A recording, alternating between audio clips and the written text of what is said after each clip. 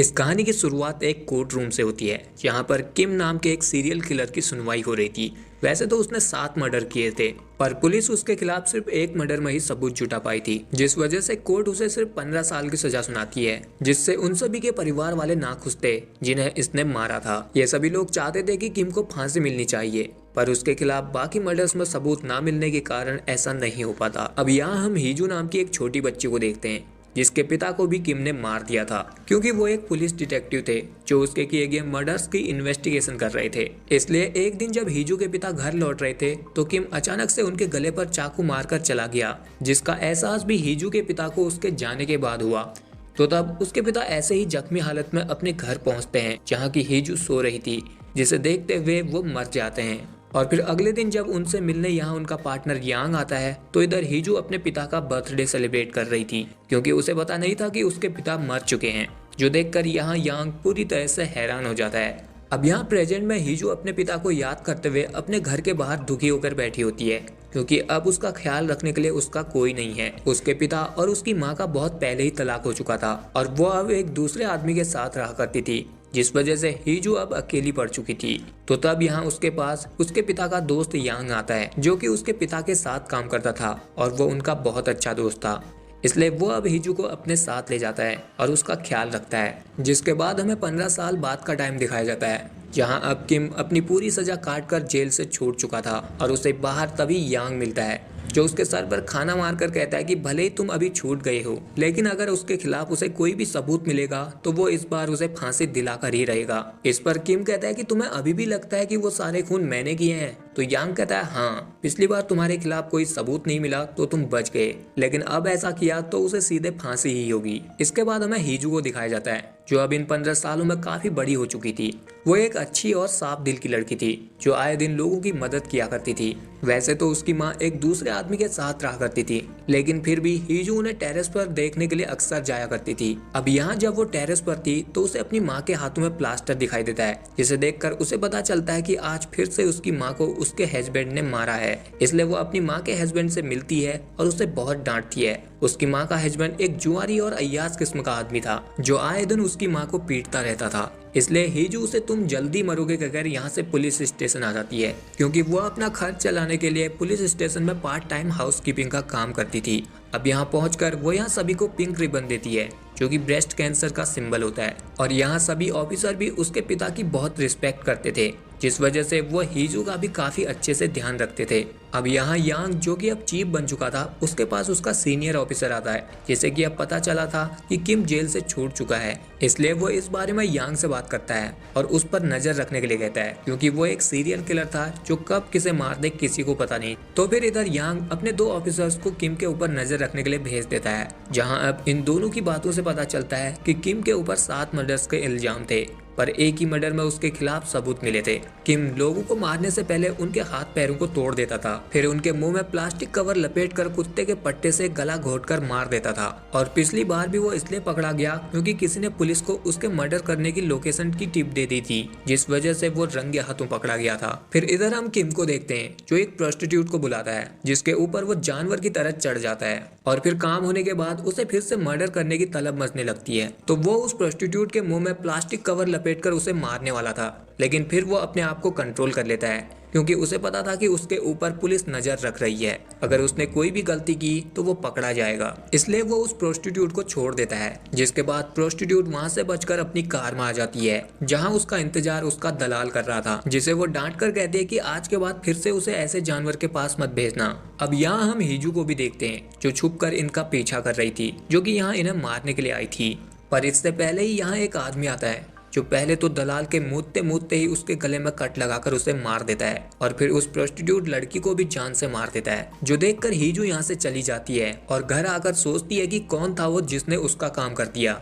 उसने यहाँ किम के सारे मर्डर और उससे जुड़े सारे लोगों पर रिसर्च की होती है। उसका प्लान था कि इन दोनों को मारकर किम को फंसाना, ताकि वो किम को फांसी दिला सके, पर इन दोनों को तो किसी और ने ही मार दिया। अब अगले दिन पुलिस को जब इन दोनों की लाश मिलती है तो वो अपनी तहकीकात करना शुरू कर देते हैं, जहां यांग को लग रहा था कि ये दोनों मर्डर्स भी किम ने ही किए होंगे। इसलिए वो अपने दोनों असिस्टेंट से पूछता है कि तुम दोनों उस पर नजर रख रहे थे, तो फिर उसने ये खून कैसे किए? तो वो दोनों उसे बताते हैं कि ये मर्डर किम ने नहीं किए होंगे, क्योंकि वो तो अपने होटल में ही था। लेकिन फिर भी यांग किम से पूछताछ करने के लिए उसे पुलिस स्टेशन बुला लेता है और उससे पूछता है कि उसने उस प्रोस्टिट्यूट और उस दलाल को क्यों मारा, क्योंकि मरने से पहले वो प्रोस्टिट्यूट उसी के साथ थी। तो किम उन्हें कहता है कि उसने उन दोनों को नहीं मारा, वो तो सुबह से अपने होटल से बाहर निकला ही नहीं है। और रही बात उस प्रोस्टिट्यूट की, तो उसने उसे अपने लिए बुलाया था, जिसके बाद वो सही सलामत चली भी गई थी। अब यहाँ यांग के पास उसके खिलाफ कोई ठोस सबूत नहीं था, इसलिए वो उसे जाने देता है। जहाँ जाते वक्त किम हीजू से टकरा जाता है, जिसे कि हीजू पहचान लेती है। तो अब किम उसे उठाने के लिए हाथ देता है और उसके आईडी कार्ड में उसका नाम देखकर यहाँ से चला जाता है। फिर उसके जाने के बाद हीजू तुरंत वॉशरूम में आकर अपने हाथ को घिस घिस कर धोने लगती है, क्योंकि उसे अपने पिता के कातिल का हाथ पकड़ना पड़ा था। इसके बाद रात में जब हीजू अपनी माँ को देख रही थी, तो वहाँ उसकी माँ का पति हमेशा की तरह मारपीट कर रहा था। तब ये देखकर हीजू उसके बाहर आने का इंतजार करती है और फिर उसके आने के बाद वो उससे सवाल करती है कि उसने उसकी माँ को क्यों मारा। तो वो आदमी उसी को 4 बातें सुनाने लगता है और कहता है कि अगर तुम मुझे बार बार ऐसे ही परेशान करती रहोगी तो मैं तुम्हें भी मारूंगा। जिससे हीजू को यहाँ गुस्सा आ जाता है और वो एक पत्थर से उसे मार मार कर जान से मार देती है। जिसके बाद अगले दिन जब किम उठता है तो उसे बाहर यांग के दोनों असिस्टेंट गाड़ी में सोए हुए मिलते हैं, जिन्हें उठाकर उनसे कहता है कि मुझ पर नजर रखने के बजाय तुम यहाँ सो रहे हो, कहीं मैंने चलते चलते किसी का खून कर दिया तो। ऐसा कहकर वो यहाँ से जॉगिंग करने के लिए चला जाता है, जहाँ रास्ते में उसे हीजू की माँ के दूसरे पति की लाश मिलती है और वहाँ पर बहुत सारे लोग इकट्ठा थे, जिन्हें देखकर किम को लगता है कि कहीं इस मर्डर का इल्जाम भी उसके ऊपर ना आ जाए। इसलिए वो आसपास नजर दौड़ाने लगता है, क्योंकि उसे लग रहा था कि हो ना हो जिसने इसे मारा है वो यहीं कहीं होगा।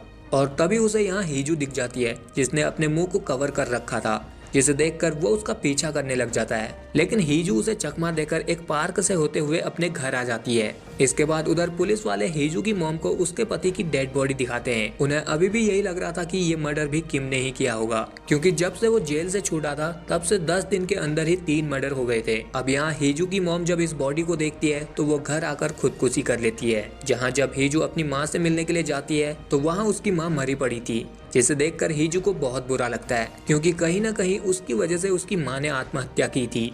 अब इसके बाद हमें उस कातिल को दिखाया जाता है जिसने कि उस प्रोस्टिट्यूट और उस दलाल को मारा था। इसका नाम मिन्सू था, जो कि एक मीट शॉप चलाता था। अब वो यहाँ नहा धोकर तैयार होता है और किम को मारने के लिए उसके होटल में पहुंच जाता है, जहाँ किम को पहले से ही पता था कि हो ना हो जिसने उन तीनों को मारा है वो उसे भी मारने की कोशिश करेगा। इसलिए वो अपने कमरे के वॉशरूम में चाकू लेकर तैयार खड़ा होता। जहाँ फिर जब मिन्सू उसे मारने के लिए आता है तो उसके दरवाजा खोलने से पहले ही किम उसके हाथ में चाकू घुसा देता है, लेकिन फिर भी मिन्सू कोई आवाज नहीं करता।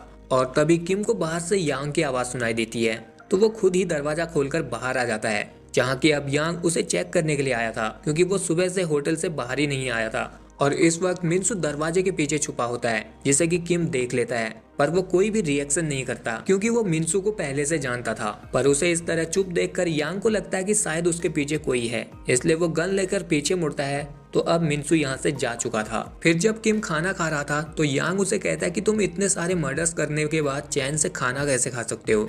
तो किम कहता है कि हाल ही में ये जो 3 मर्डर्स हुए हैं ये मैंने नहीं किए हैं, आप खामखा मेरे पीछे पड़े हैं। जिसके बाद वो यांग से कहता है कि आपको मैं एक सीक्रेट बताता हूँ, मैंने 7 नहीं बल्कि टोटल 15 कत्ल किए थे, जिनकी बॉडी किसी को नहीं मिली। अगर ढूंढ सकते हो तो ढूंढ लो। जो सुनने के बाद यांग गुस्से में आकर उसके सर पर एक बोतल फोड़ देता है और उसे घसीट कर बाहर लाकर कहता है कि यही बात आप पुलिस स्टेशन में भी कहना। लेकिन किम उसे हंसते हुए मना कर देता है और उसे कहता है कि शायद तुम भी अपने दोस्त की तरह ऐसे ही मारे जाओगे। जो सुनकर तो यहाँ यांग गुस्से में उसे गोली मारने वाला था, पर उसका जूनियर उसे रोक देता है और उसे यहाँ से ले जाता है। वहीं दूसरी तरफ हीजू अब फिर से किम के किए गए पिछले मर्डर्स पर रिसर्च करती है, तो उसे पता चलता है कि इन मर्डर्स में 2 अलग अलग पैटर्न हैं, जिसका मतलब था कि किलर एक नहीं बल्कि 2 लोग हैं। पहला किम, जो कि 15 साल से जेल में था, और दूसरा मिन्सू। इसके बाद हमें इन दोनों की बैक स्टोरी दिखाई जाती है, जहां ये दोनों बचपन के दोस्त थे और इन दोनों को मर्डर्स करना और लोगों को तड़पते हुए देखना बहुत पसंद था, और ये बचपन में डॉग और छोटे छोटे जानवरों को मारकर एंजॉय करते थे। दूसरी तरफ यांग को पता चलता है कि किम ने जेल से निकलने के बाद सिर्फ एक ही नंबर पर कई बार कॉल की है, जिसकी डिटेल जब वो निकालता है तो ये नंबर मिन्सू का था। और फिर मिन्सू के बारे में रिसर्च करके उसे पता चलता है कि मिन्सू ने ही किम को पकड़वाने में पुलिस की मदद की थी। 15 साल पहले किम ने अपनी गर्लफ्रेंड को मार दिया था, क्योंकि उसने उसे धोखा दिया था, और मिन्सू ने पुलिस को उसकी इन्फॉर्मेशन देकर उसे रंगे हाथों पकड़वा दिया। लेकिन अब इधर किम खुद भी मिनसू को ढूंढ रहा था। अब यहाँ इन्हें ये भी पता चलता है कि मिनसू और किम दोनों बचपन में ही एक ही अनाथ आश्रम में थे, जिससे इन्हें समझ में आता कि हो न हो इन दोनों के बीच कोई न कोई कनेक्शन है। इसलिए ये लोग किम पर नजर रखते हैं ताकि जब वो मिनसू से मिले तो ये उन्हें एक साथ पकड़ ले। वहीं दूसरी तरफ उधर हीजू अब एक डॉग शॉप से एक कुत्ते का पट्टा लेती है और वो बहुत सारी टूटी हुई कांच की बोतलों को इकट्ठा कर रही थी।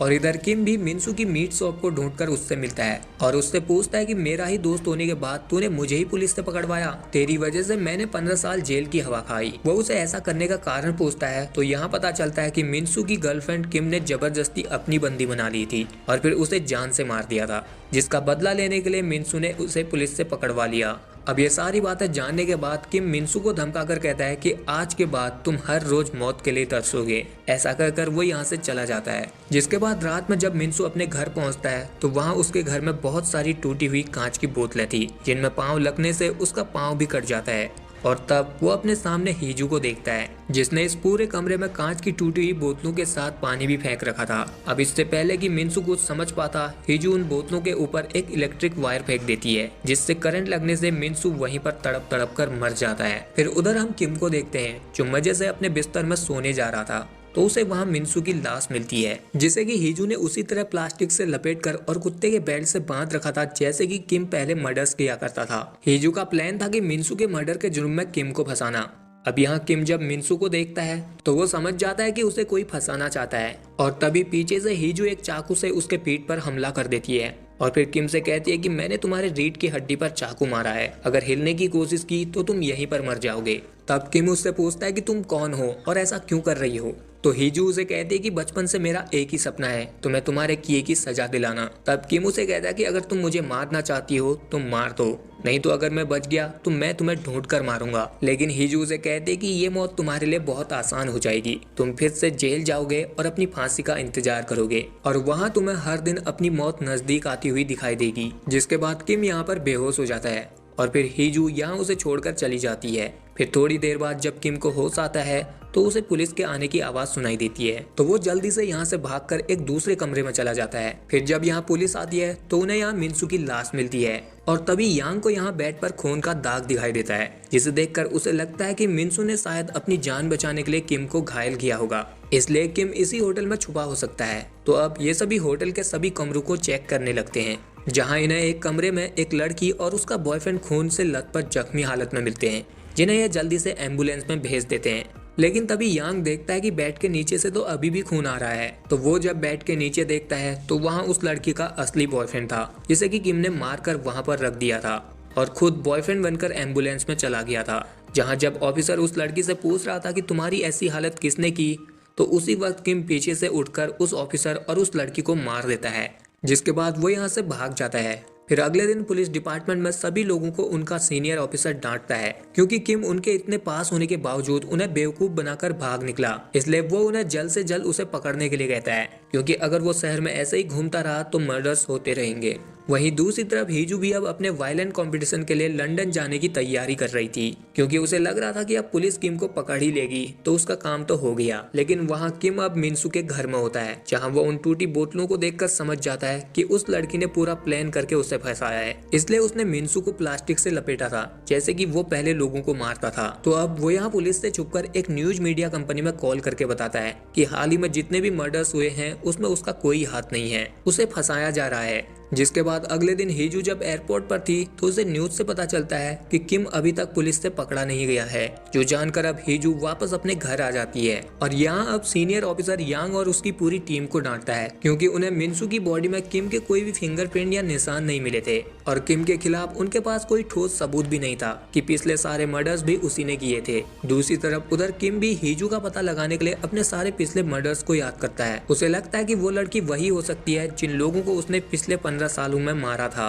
वो उनकी बेटी या फिर कोई रिश्तेदार हो सकती है। तो अब वो एक साइबर कैफे जाता है, जहां वो हाल ही में हुए मर्डर्स के पैटर्न को चेक करता है। तो उसे हीजू की मॉम के दूसरे पति की मौत के बारे में पता चलता है, जिसे कि हीजू ने पत्थर से मार दिया था। तो अब किम को पता चलता है कि हीजू की मॉम का पति वही डिटेक्टिव था जिसे 15 साल पहले उसने मार दिया था और हीजू उसी की बेटी है जो उसे मारना चाहती है।